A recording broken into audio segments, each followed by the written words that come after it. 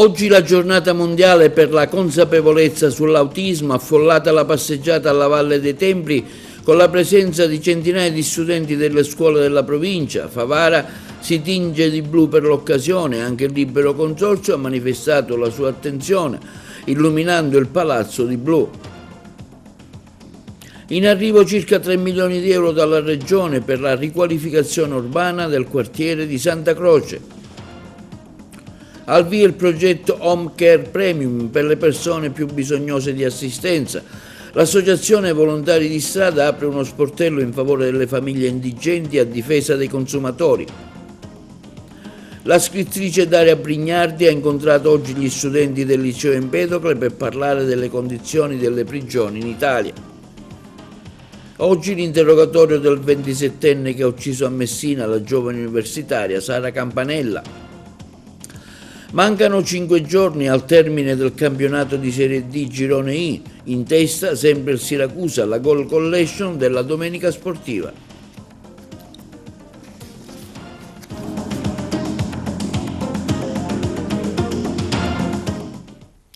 Buongiorno, benvenuti col nuovo appuntamento di TV Notizie di oggi 2 aprile, mercoledì. Oggi si è celebrata la giornata mondiale per la consapevolezza sull'autismo con migliaia di studenti che hanno partecipato alla passeggiata sul tema alla Valle dei Templi di Agrigento organizzata dall'ASP, un ampio servizio. Parliamo di questa giornata mondiale della consapevolezza sull'autismo. Oggi vuole essere una giornata di vicinanza alle famiglie e soprattutto di sensibilizzazione verso questa tematica da parte di tutte le istituzioni che a vario titolo concorrono nell'assistenza e nella presa in carico di questi soggetti. Voglio precisare che già, meno male, il direttore Capodieci ne ha parlato ieri della rete assistenziale, però voglio solo precisare che è sfuggita una cosa, che in un momento in cui si parla che in sanità non ci sono fondi, noi abbiamo in atto, in itinere, una gara di 160.000 euro per acquisto di arredi, materiale testologico e riabilitativo da destinare esclusivamente ai servizi dell'ASP dedicati all'autismo, che è una bella notizia.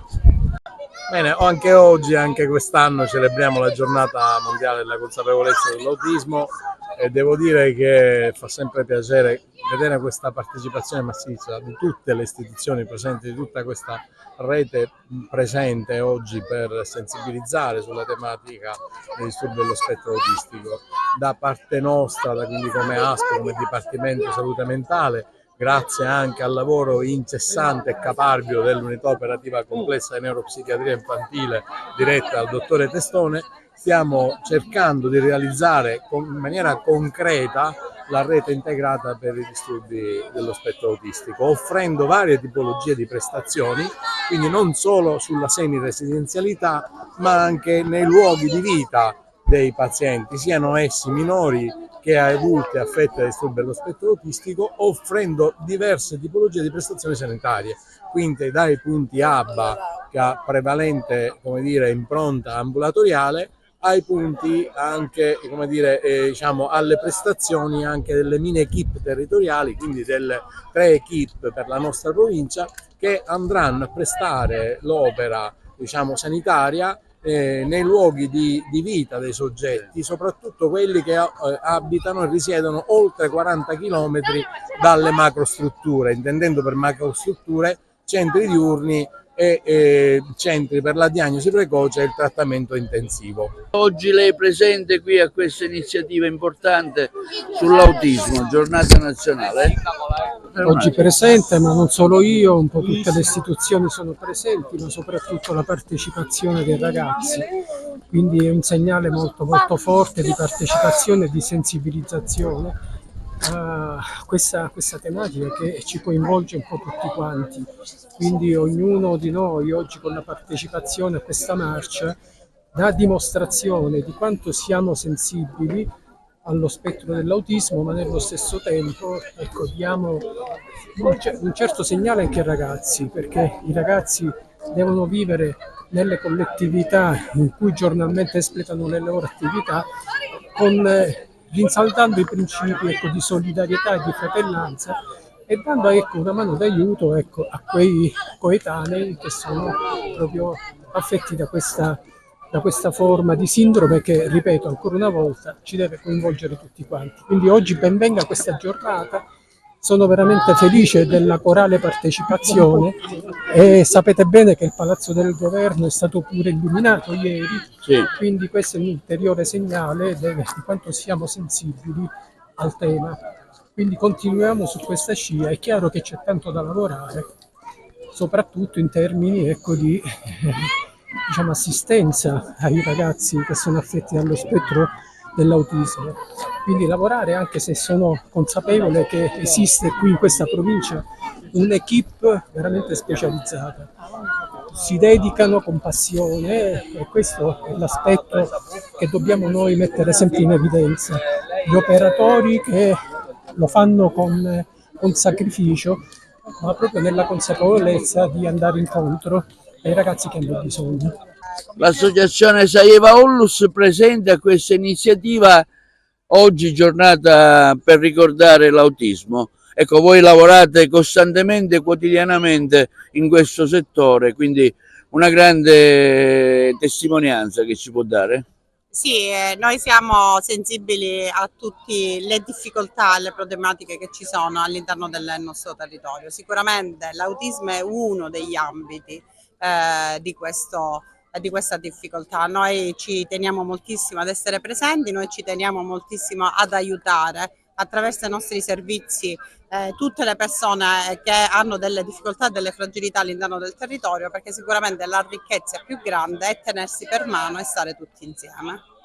Oggi stiamo vivendo uno dei momenti fondamentali per quanto riguarda la lotta contro una delle patologie che viene considerata tra le emergenti, fra le emergenze della popolazione infantile. Oggi l'autismo e lo spettro autistico è affrontato ed è studiato in tutto il mondo come una delle cause di disagio più frequenti nella popolazione infantile. Siamo qui come Rete Civica della Salute per rappresentare la nostra società. Noi ci occupiamo di benessere della salute, della mente, ci occupiamo di benessere culturale e sociale. Oggi l'autismo è al centro di questa giornata e i ragazzi vengono sensibilizzati anche all'accoglienza dei compagni che presentano lo spettro autistico. Quindi ci teniamo sempre accanto alla scuola, alle famiglie, alla società che deve aprire le sue porte verso questa problematica che spesso viene scoperta per caso e non dobbiamo dire mai questo a me non può succedere, perché noi dobbiamo essere pronti ad accogliere, ad aprire, a studiare e a sostenere con impegni veramente reali. Oggi la Rete Civica della Salute con le case di comunità è presente in maniera capillare nelle varie comunità e questo è oggi il momento in cui noi ci riuniamo accanto a chi ha bisogno. Oggi siamo qua riuniti per proprio ricordare questa passeggiata, con questa passeggiata ricordare diciamo una condizione a volte anche di disagio di famiglie che hanno diciamo, bambini con lo spettro dell'autismo. Una condizione che ovviamente crea delle difficoltà alle famiglie per cui il territorio se ne fa carico di questo ovviamente. È chiaro che le risposte arrivano, a volte arrivano con lentezza, ma ci sono, perché ovviamente l'impegno è abbastanza, come dire, forte.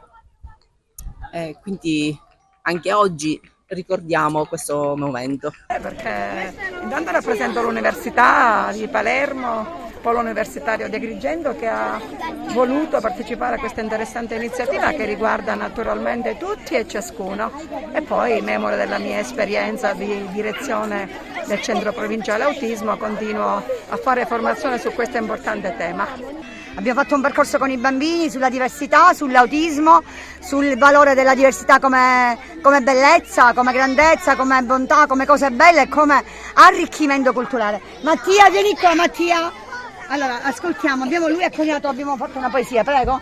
Sono un bambino, mi sono perso, sono finito in un posto diverso, non trovo la strada per ritornare, ma un buon amico mi può aiutare. Se qui vicino vieni a giocare, anche se a volte non lo so fare, fammi entrare nel tuo girotondo, a tutte le volte che non risponde, sono un bambino. So imparare, il mio percorso è da delineare, nel mio silenzio so cosa dirti, trova la chiave e ti saprò stupirti. Sono un bambino, voglio provare quanto è bello lasciarsi andare. Sono qui, con tutto il mio affetto vieni a prendermi, io ti aspetto. Allora, queste sono le classi seconde della Scuola dei Cosmi del liceo Rita Mondalcini, dirette egregiamente dal professore Luigi Costanza. Cos'è la diversità? Bellezza, cos'è? Bellezza.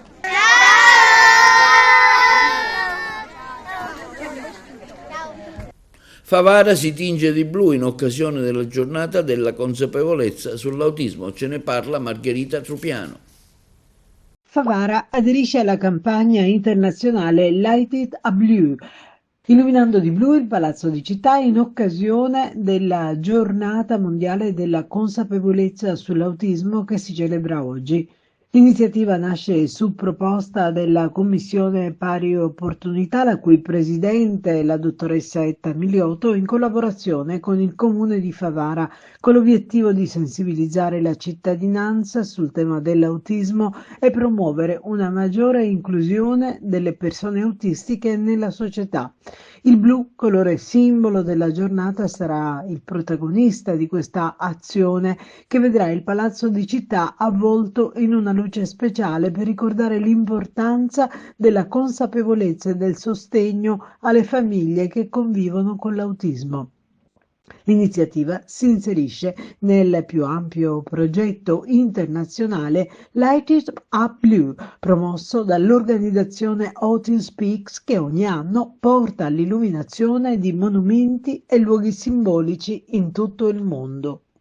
E in occasione della giornata mondiale per la consapevolezza sull'autismo, anche il Libero Consorzio Comunale di Agrigento ha voluto manifestare la propria attenzione all'iniziativa.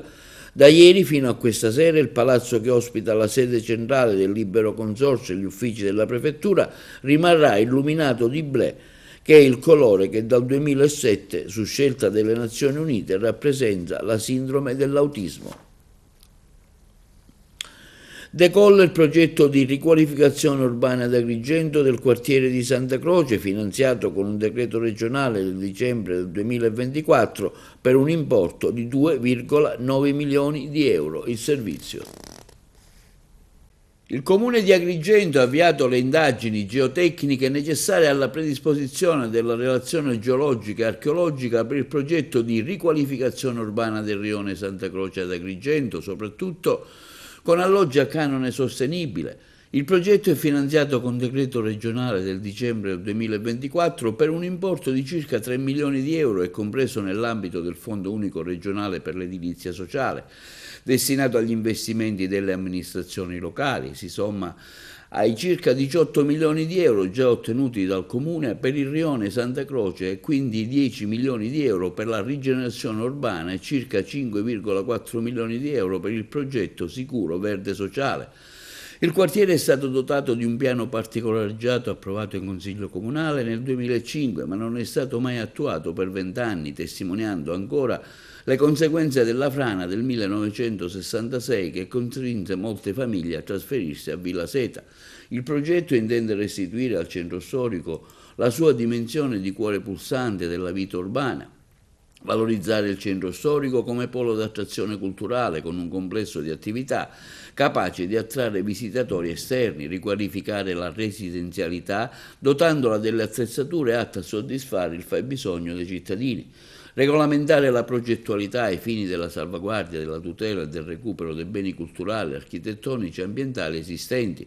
Il sindaco Miccichè e l'assessore alla rigenerazione urbana Principato commentano: è un costante l'impegno dell'amministrazione comunale con la preziosa collaborazione degli uffici tecnici verso gli interventi nel rione Santa Croce. Si prosegue a lavorare per restituire la vitalità al centro storico, come testimoniano anche l'avvio dei lavori per il recupero di un intero isolato di Terravecchia, pochi passi dal Palazzo Comunale, con un investimento di oltre 5 milioni di euro, voluto fortemente dall'assessore Di Mauro. Quindi l'amministrazione ha in programma ulteriori interventi di risanamento e riqualificazione ambientale nell'area del quartiere Santa Croce e nelle zone limitrofe. L'assessore Marco Vullo afferma: con l'Home Care Premium 2025-2028 approvato l'avviso per l'accreditamento di figure professionali iscritte all'albo di appartenenza, si realizza una forma di welfare che avrà ricadute positive sul territorio in servizio. L'assessore ai servizi sociali del comune di Agrigento, Marco Bullo, comunica che è attivo l'avviso pubblico denominato Progetto Home Care Premium 25-28 promosso dall'INPS. L'avviso pubblico individua i requisiti e le modalità di erogazione delle prestazioni dell'Home Care Premium per gli aventi diritto attraverso contributi economici in favore dei soggetti non autosufficienti di minore età, finalizzati al rimborso delle spese sostenute per l'assunzione di un assistente domiciliare oppure nell'erogazione di servizi di assistenza alla persone residenti nei comuni del distretto sociosanitario D1 di Agrigento. Il progetto è rivolto ai dipendenti e ai pensionati pubblici iscritti alla gestione unitaria dell'INPS e ai loro familiari non autosufficienti, inclusi minori. I beneficiari già assegnatari del programma HCP 2022 verranno messi in via prioritaria presentando istanza alla piattaforma INPS dal 1 al 30 aprile 2025. Anche nuovi utenti potranno presentare la domanda per accedere agli interventi previsti. L'istanza potrà essere presentata da nuovi soggetti che potranno beneficiare degli interventi previsti nel bando Home Care 25-28. Sono coinvolte dai professionisti accreditati sulla base pubblica attraverso un avviso che prevede l'iscrizione all'albo e la definizione delle tariffe. Le figure includono terapisti occupazionali, neuropsicomotrici dell'età evolutiva, psicologi e psicoterapeuti, fisioterapisti, logopedisti, biologi nutrizionisti, educatori professionali, infermieri professionali.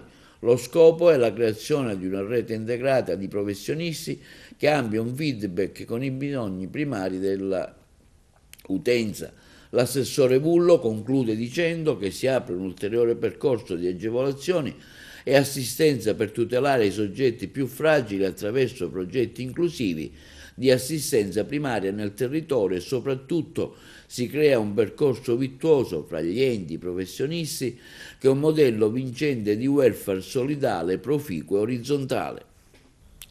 Nuove iniziative da parte delle associazioni volontari di strada a favore delle famiglie indigenti. Nasce consulenze e rimborsi, lo sportello a difesa del consumatore. L'Associazione Volontari di Strada di Agrigento comunica l'apertura di un nuovo servizio all'interno della propria struttura sita al Viale della Vittoria.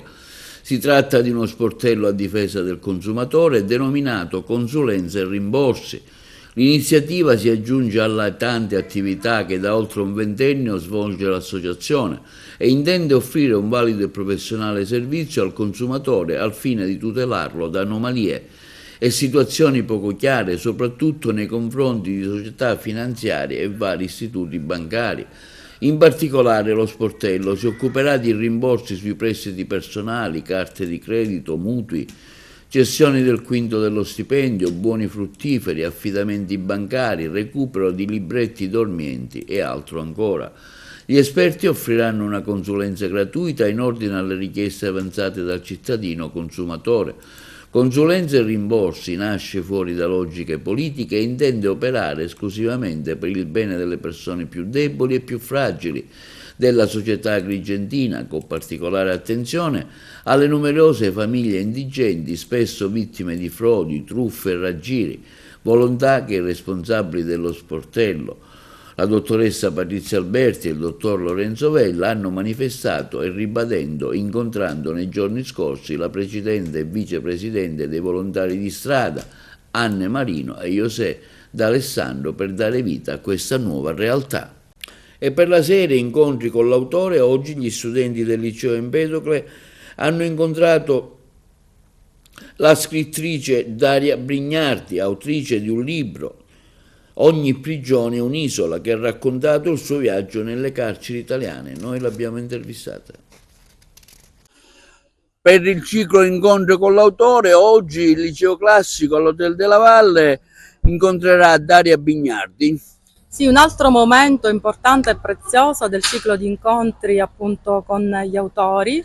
Oggi avremo la giornalista, scrittrice e chiaramente persona di chiara fama in tutto il territorio nazionale, la nostra Daria Brignardi.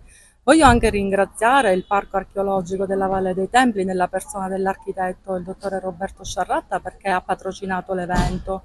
Un evento che, come al solito, vede il liceo classico e musicale Empedocle protagonista di momenti di alto livello culturale offerti a tutta la cittadinanza. Quindi siamo ben lieti oggi di riflettere su un tema molto significativo e attuale come quello delle carceri e della vita nelle carceri, attraverso l'ultimo romanzo della dottoressa Daria Brignardi, appunto Ogni prigione è un'isola. Oggi ad Agrigento questo incontro con gli studenti del liceo classico Empedocle. Ecco, lei porterà la sua testimonianza? Sì, vengo a condividere con gli studenti un lavoro che io faccio da tanti anni nelle carceri, da una trentina d'anni lavoro, è un ascolto. Questo libro che si intitola Ogni prigione è un'isola è un racconto di tante storie che ho intercettato in tutti questi anni.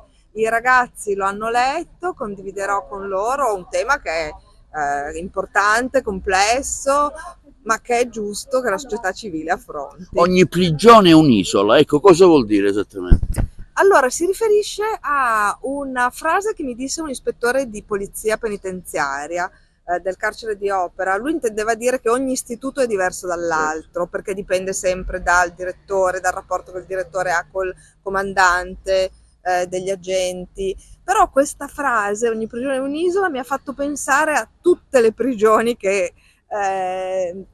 di cui tutti noi siamo prigionieri, anche come uomini. Ogni uomo è un'isola e ogni uomo è una prigione. Poi naturalmente c'è la famosa riflessione che nessun uomo sia un'isola, quindi ecco un tentativo di riflettere anche sul tema dell'isolamento che riguarda tutti e non solo le persone detenute. Purtroppo della situazione delle carceri se ne parla poco e quindi diciamo i ragazzi saranno anche interessati a questo argomento.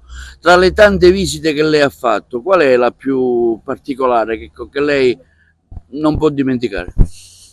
Ce ne sono tante, perché in questi anni sono quasi 30 che vado in carcere, Sì. Anche se io frequento soprattutto, perché lì io sono articolo 78, quindi entro diciamo liberamente, certo. Io frequento soprattutto il carcere di San Vittore di Milano. Il carcere femminile di Pozzuoli, che adesso tra l'altro è stato chiuso per via delle scosse ai Campi Flegrei, e stare con le donne detenute è ancora più disperante, perché se la condizione delle persone detenute è brutta, quella delle donne detenute è peggio. Quindi ecco, se mi chiede un ricordo è quello. E la Valle dei Templi di Agrigento in queste giornate di primavera è presa d'assalto da studenti provenienti da tutto il mondo. Noi li abbiamo intervistati. In tempo di visite alla Valle dei Templi, numerose le scolaresche provenienti da tutta Italia, ma non sono, ma anche dall'Europa. Un gruppo di ragazzi qui oggi alla Valle, approfittando del bel tempo. Da dove arrivano e quale sarà l'itinerario percorso? Allora, questi ragazzi arrivano da Bruxelles, Belgio, e faranno il loro percorso della visita della valle come in questo periodo, e allora inizieremo da Giunone e fermeremo allora al Tempio Porta Quinta, un percorso spiegato appunto storico, mitologico e archeologico. In questo periodo è il periodo delle scolaresche.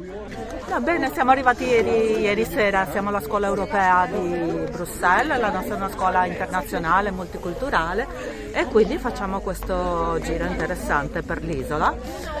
E stiamo studiando la cultura italiana e la cultura greca e romana. Infatti ieri abbiamo visto la Villa del Casale e oggi vediamo l'insediamento sito greco antico a Agrigento, e poi ci sposteremo verso Mozia, la zona fenicia, e abbiamo una panoramica della storia antica dell'isola. Bene, i ragazzi cosa ne pensano della I città? Gli è piaciuto? Qualcuno che parla magari italiano, qualche parola? Le ragazze qui. Mi piace Agrigento, cosa ne pensate? Qui la valle? Per adesso non l'abbiamo visto molto, però sì, molto bello. Belli i tempi, bello. Molto bello. Poi oggi il tempo è bello, quindi Ieri pioveva, meno male che adesso c'è il sole. Sì, infatti da Rubino non ce la siamo goduta al massimo, però speriamo che qua sia meglio. Ok, va bene ragazzi. Da dove venite voi? Bruxelles. Oggi l'interrogatorio del 27enne Stefano Argentino, arrestato per il femminicidio di Sara Campanella, la 22enne universitaria sgozzata davanti a una decina di persone a Messina. Ce ne parlano i colleghi. Si svolgerà oggi nel carcere di Gazzi di Messina l'interrogatorio di Stefano Argentino, il 27enne accusato dell'omicidio di Sara Campanella, studentessa di 22 anni, brutalmente accoltellata per strada. Argentino, fermato ieri mattina dai carabinieri a Noto, in provincia di Siracusa, sua città natale, è stato individuato come il principale sospettato dell'atroce delitto, avvenuto in pieno giorno in Viale Gazzi, nei pressi dello Stadio Celeste. La Procura di Messina ha disposto per oggi anche l'autopsia sul corpo di Sara, che ha subito almeno 3 fendenti, 2 dei quali alla gola e 1 alla scapola. La ferita mortale sarebbe stata quella alla gola, che avrebbe provocato una grave emorragia, portando la giovane a morire poco dopo il suo arrivo al pronto soccorso del Policlinico Universitario di Messina. Stefano Argentino e Sara Campanella erano entrambi studenti dello stesso corso di biotecnologia a Messina. Secondo quanto emerso, il 27enne avrebbe infastidito da tempo la ragazza con attenzioni non gradite, tanto che Sara aveva confidato alle amiche di ricevere messaggi e richieste di uscire da parte sua. E proprio le amiche, insieme ai racconti dei testimoni e alle immagini delle videocamere di sorveglianza, avrebbero contribuito a indirizzare le indagini dei carabinieri verso Argentino. Il giorno dell'omicidio sembra che Sara sia stata seguita dal suo aggressore fin dall'uscita del policlinico, dove stava svolgendo un tirocinio. Dopo un breve scambio di parole, Sara ha tentato di allontanarsi, ma l'aggressore l'ha raggiunta e, nonostante i suoi tentativi di divincolarsi, l'ha colpita con un coltello. I soccorsi sono stati vani. La giovane è arrivata in condizioni critiche nel vicino ospedale e ha perso la vita poco dopo. Le indagini continuano, poiché ci sono sospetti, come è stato riferito nel corso della conferenza stampa svoltasi ieri al Palazzo Giustizia, che alcune persone possano aver aiutato il presunto omicida a nascondersi subito dopo il delitto. Oggi il GIP dovrà decidere se mantenere Argentina in carcere in attesa di ulteriori sviluppi. La comunità è scossa da questo tragico evento e la memoria di Sara Campanella rimarrà viva nei cuori di chi l'ha conosciuta. Tanti messaggi di cordoglio ai familiari della giovane studentessa e domani sera si terrà una fiaccolata per ricordarla. I carabinieri della compagnia di Sant'Agata di Militello hanno eseguito, nei giorni scorsi, la misura cautelare dell'arresto in carcere, emessa dal GIP del Tribunale di Patti, su richiesta della locale Procura della Repubblica, guidata dal procuratore capo dottore Angelo Vittorio Cavallo, nei confronti di un 39enne di Alcara Lifusi, accusato di lesioni personali aggravate, violenza e oltraggio a pubblico ufficiale e reiterate violazioni della misura cautelare della sorveglianza speciale con obbligo di dimora a cui era sottoposto. Il provvedimento cautelare scaturisce a seguito dell'attività investigativa condotta dai carabinieri della stazione di Alcara Lifusi e coordinata dalla Procura di Patti, avviata a seguito delle ripetute violazioni della misura della sorveglianza speciale con obbligo di dimora, cui l'indagato era sottoposto. Le indagini, corroborate anche dalle dichiarazioni di alcuni testimoni, hanno permesso di accertare e documentare condotte violente ed intimidatorie che sarebbero state commesse durante il periodo in cui l'indagato era sottoposto alla misura della sorveglianza. In particolare l'aggressione che nel dicembre 2024 ha portato al ferimento di un uomo che il 39enne avrebbe percosso con pugni e testate alla presenza di altre persone alle quali avrebbe rivolto minacce di morte per intimidirle a non richiedere aiuti, nonché l'oltraggio ad un carabiniere della stazione di Alcara Lifusi che avrebbe aggredito verbalmente alla presenza di alcuni cittadini proferendo frasi offensive e minacciose. Durante le fasi delle indagini il 39enne è stato sorpreso più volte fuori dal comune di residenza, in violazione dell'obbligo di dimora, imposto dalla sorveglianza a cui era sottoposto, in compagnia di soggetti pregiudicati. I gravi indizi di colpevolezza emersi dall'attività investigativa dei militari dell'Arma sono stati concordati dal GIP del Tribunale di Patti che ha emesso il provvedimento cautelare, eseguito dai carabinieri nei confronti dell'indagato che ora si trova ristretto presso il carcere di Barcellona Pozzo, di Gotto a disposizione dell'autorità giudiziaria. Linea alla regia per la pubblicità. 40 anni fa, era il 2 aprile del 1985, la strage di Pizzolungo, dove la mafia voleva uccidere il magistrato Carlo Palermo, che invece provocò la morte di Barbara Arrizzo e dei suoi 2 gemellini, Giuseppe e Salvatore, i colleghi di Trapani. Il 2 aprile non è una data triste solamente per Pizzolungo, ma anche per Castellammare. Castellammare, ai noi, si è spesso ritrovata al centro di situazioni contorte e abbastanza complesse. Abbiamo una popolazione che vuole veramente non dimenticare, perché non bisogna mai dimenticare, ma utilizzare il passato per crescere e per migliorarsi.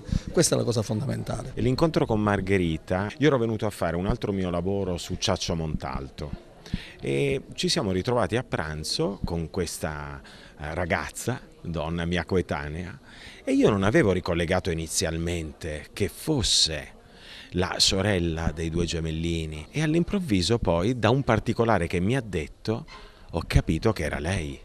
E lì mi si è aperto un mondo, ne sono rimasto affascinato anche da lei, proprio da questa sua luce, da questa sua voglia di vita, di rinascita, e ho letto il suo libro, mi ha commosso, Sola con te in un futuro aprile, e a quel punto ho deciso di trarne un'opera teatrale tratta dall'incontro tra Carlo Palermo e Margherita Asta.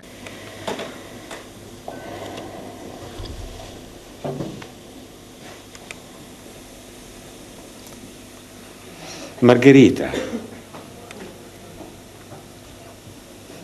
Giudice. Margherita, 2 aprile è una data infausta non solamente per Pizzolungo, ma anche per Castellammare, stando alle cronache del periodo. È una data infausta, però dobbiamo ricordare, e oggi qui a Castellammare proprio ricordiamo la strage di Pizzolungo, perché è un momento per fare memoria, quindi quella memoria che porta alla voglia di riscatto che parte da Trapani, da Pizzolungo, da Castellammare e poi attraversa tutta l'Italia. Il passato c'è, non si può cancellare.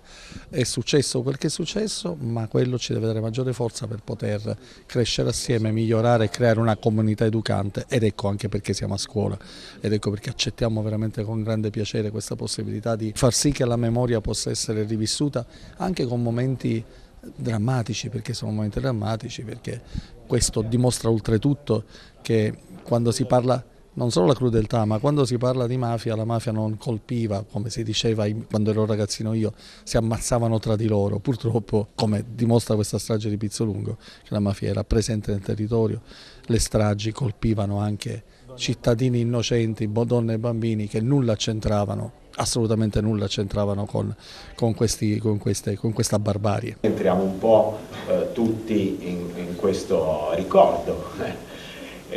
E spero di poterlo comunicare a voi con l'emozione che ha suscitato in me. 40 anni fa è successo un fatto, un brutto fatto, non vi voglio dire esattamente che cosa perché lo scoprirete durante lo spettacolo. È un brutto fatto che riguarda, orribile, una delle cose più orribili che possano accadere nella vita, che è perdere tutto. Nel quarantennale della strage di Pizzolungo abbiamo voluto ricordare anche a Castellammare Giuseppe e Salvatore Asta. La famiglia mafiosa di Castellammare allora ebbe un ruolo nel compimento di quella maledetta strage. Lanciare un messaggio di speranza, un messaggio di cambiamento ai nostri giovani che oltre che rappresentare la società del presente rappresenteranno sicuramente la società del futuro. Per caso? Beh, quando un territorio è pieno di malavita non è mai un caso, però qual è la differenza? Che colpisce una famiglia che sta andando semplicemente a scuola, che potrebbe essere una famiglia come quella di tutti noi. Una data che segna una parte di storia del nostro paese, ma allo stesso tempo da guardare solo per fare in modo che quello che è accaduto non accada più. Noi lo portiamo in tutta Italia, no? Molta presa dai ragazzi delle medie e anche a quelli delle superiori, perché poi parla di una bambina allora, perché il racconto lo dice con gli occhi di una bambina. Però quando si viene qui in Sicilia è un'emozione diversa, perché ho sentito prima di questa intervista 2 parenti di vittime della mafia. Spesso noi leggiamo sui libri la mafia, quando veniamo qui ascoltiamo le persone, capiamo che non è solo carta, non è solo pensiero, la mafia è stata reale qui e quindi l'impatto emotivo, al di là del fatto artistico, proprio umanamente. Ci possiamo dare del tu, Carlo? Sì.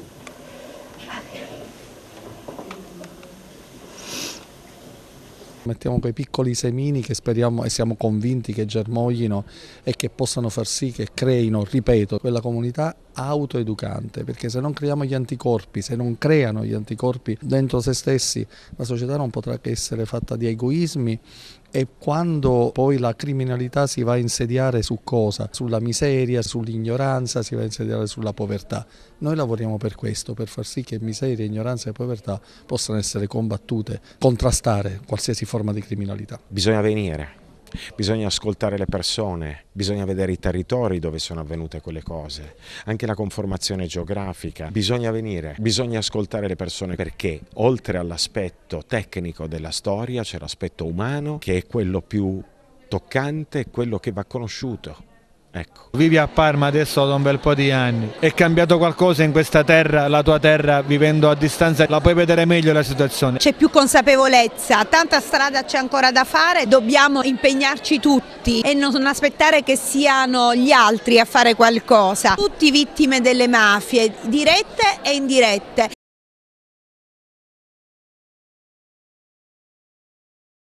La Regione ha stanziato 180.000 euro per mettere in sicurezza gli edifici di San Giovanni Calermo a Catania, coinvolti recentemente da un'esplosione per una fuga di gas. I colleghi di Catania.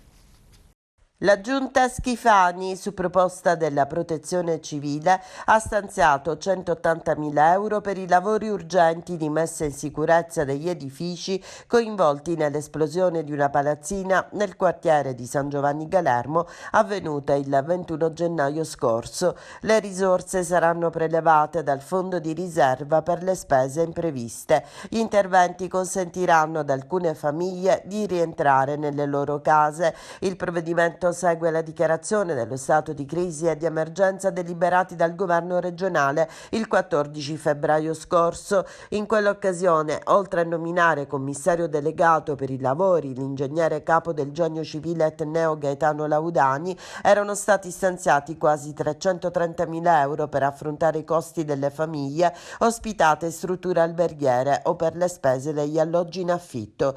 L'esplosione dello scorso 21 gennaio, causata da una perdita della rete cittadina del gas, ha coinvolto la zona compresa tra via Fratelli Gualandi e via Carmelo Salanitro e ha causato 14 feriti. E la Sicilia è una delle principali regioni italiane per la produzione dell'olio di oliva. Il report è stato presentato a Palermo nel corso di un forum organizzato da Unicredit e Confagricoltura Sicilia, il servizio da Palermo. La produzione di olio di oliva rappresenta una eccellenza del Made in Italy e l'Italia è il secondo produttore ed esportatore di olio al mondo dopo la Spagna, leader incontrastato, e la Turchia che sta crescendo e ci sta insidiando anche il secondo posto. In questo contesto la Sicilia è una delle regioni più rilevanti a livello nazionale, con oltre 280.000 tonnellate di olive da olio raccolte e una produzione di olio che supera i 34.000 tonnellate. Rappresentiamo all'incirca il 14% e l'8% rispettivamente dei numeri nazionali. Siamo la terza regione dopo la Puglia e la Calabria, e con un potenziale di 150.000 ettari coltivati ad oliveto che sicuramente ancora non si è completamente espresso. Sono tre principalmente le sfide, a nostro avviso, che il settore deve affrontare, che sono la dimensione, la specializzazione e la certificazione. La dimensione perché siamo complessivamente molto frammentati, le 97.000 aziende siciliane con oliveti hanno una dimensione media di 1,3 ettari, inferiore rispetto all'1,6 dell'Italia e all'1,8 della Puglia. Quindi dobbiamo agire perché ovviamente questo limita la possibilità di fare investimenti, limita la possibilità di innovazione, di proporsi verso l'export. In questo momento c'è una sfida molto più importante, una sfida che deriva da un contesto geopolitico che potrebbe anche sfociare in una guerra commerciale a livello globale, e in questo caso il settore olivicolo siciliano ne verrebbe fortemente danneggiato, perché quasi il 50% delle esportazioni di olio di oliva dalla Sicilia sono verso gli Stati Uniti. Quindi proviamo oggi a trovare quali soluzioni possiamo proporre insieme allo studio che presenteremo di Prometea. Avremo anche l'intervento del dirigente generale dell'agricoltura Fulvio Bellomo, per dare a tutti i nostri produttori alcune vie per, come dire, gestire e organizzare, diciamo, queste sfide e queste crisi che si stanno raffermando. Mancano 5 giornate alla conclusione del campionato di Serie D Girone I. Sono sempre 4 i punti in più di vantaggio del Siracusa rispetto alla Reggina, ma il Siracusa ha una partita in più, un campionato sempre più equilibrato, quello che si sta svolgendo quest'anno. Vediamo una sintesi dei goal collection della giornata. Ancora 5 gare alla conclusione di un campionato tra i più equilibrati dell'ultimo decennio. Sono sempre 4 i punti di vantaggio del Siracusa, che dalla sua vanta però una partita in più giocata rispetto alla Reggina. Quarta vittoria consecutiva per l'11 di mister Turati, che a 10 dal termine la risolve con la rete dell'ex convitto. Punti pesanti al granillo tra Reggina e Vibonese, ospiti che passano con Pietro Terranova, vantaggio che però dura solo un paio di minuti grazie alla doppia incornata di De Felice e Barranco, che valgono l'immediato sorpasso Amaranto, poi decisivo ai fini della vittoria. Torna la vittoria alla Scafatese contro il Locri, oggi ultimo della classe. Calabresi che passano in vantaggio con Ficara, Canarini che hanno qualità e la mettono in chiaro con Molinaro, Sant'Arpia e Gagliardi. Divisione della posta tra Città di Sant'Agata e Sambiase, la rete al quarto d'ora di Zerbo dal dischetto illude il Sambiase rimontato a inizio ripresa da Ziello.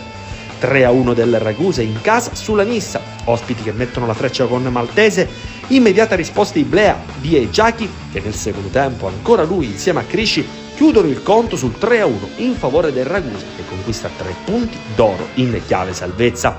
Nessuna rete nel derby dell'Etna tra Cireale e Paternò, a riposo Lenna. Nuovo blitz esterno invece del Pompei, che stavolta batte a domicilio la nuova Igea Virtus. Decisiva la rete di Tompte al giro di boa della ripresa, non esente da colpe la retroguardia giallorossa. Chiudiamo con il pareggio per 1-1 tra Castrum Favara e San Cataldese, tutto nel primo tempo con la rete verde amaranto di Palladini, a cui segue dagli 11 metri la risposta di Varela. Termina qui il racconto della 29esima giornata, ancora 450 minuti al termine di un campionato che ha ancora molto da dirci, sia in vetta che in coda. E questo è tutto per TV Notizie di oggi. Vi ricordiamo che i nostri programmi si possono vedere in tutta Italia sul canale 268 del digitale terrestre, per chi ha le smart TV, in streaming sul sito www.televideoagrigento.tv, mentre il telegiornale sul canale 93 di Video Sicilia alle 15 e alle 20, con replica la mattina alle 9. Inoltre i nostri servizi si possono visionare sul canale YouTube di TVA Televideo Agrigento. E questo è tutto e vi auguriamo una buona serata.